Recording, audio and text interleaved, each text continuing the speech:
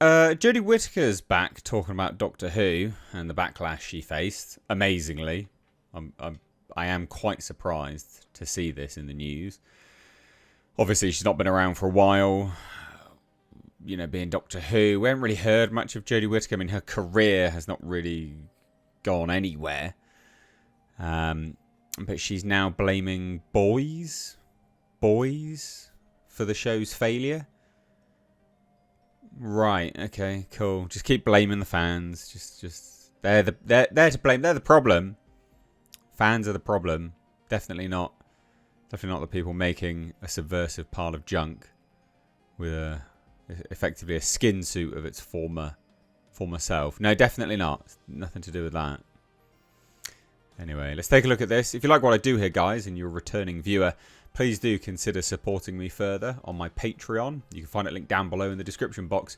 And there's a whole host of extra content down there. Hundreds of hours of content, in fact. So check it out. You can support for as little as $2 a month.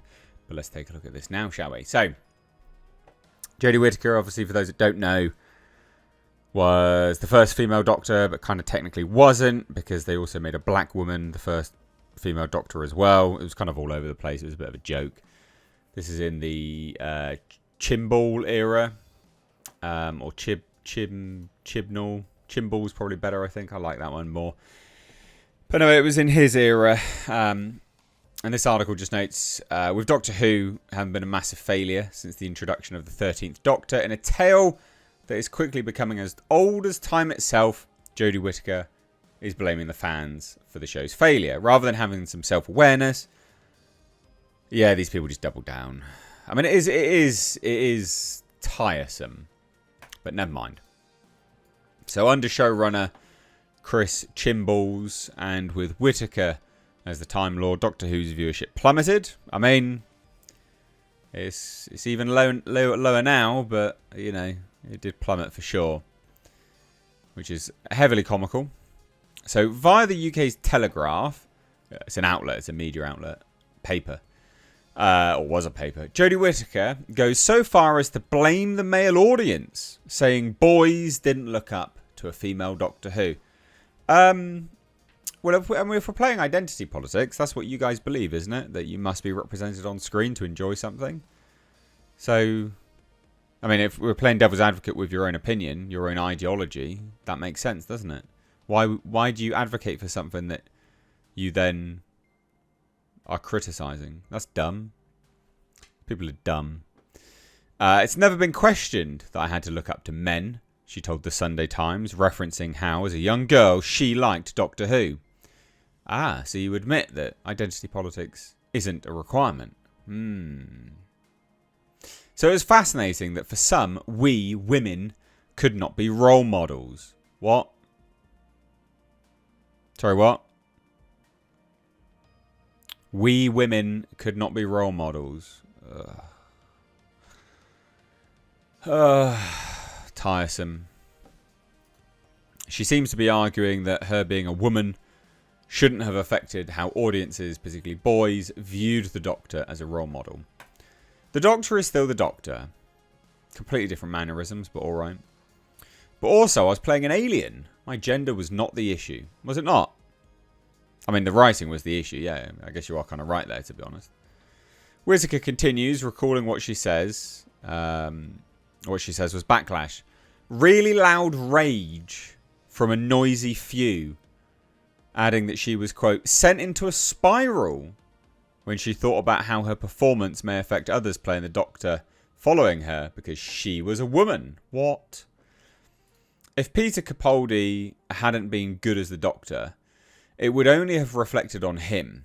Whereas I felt that if I wasn't very good at this, I've effed it for other actors. I think it's completely unacceptable if that was the case. But that's how I felt. What? This doesn't make any sense.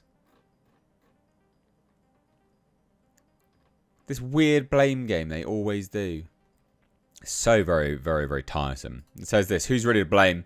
So while the blame game is being played and the fans are the target, the 15th Doctor has told fans not to watch. The general consensus amongst fans is that the stories are simply awful.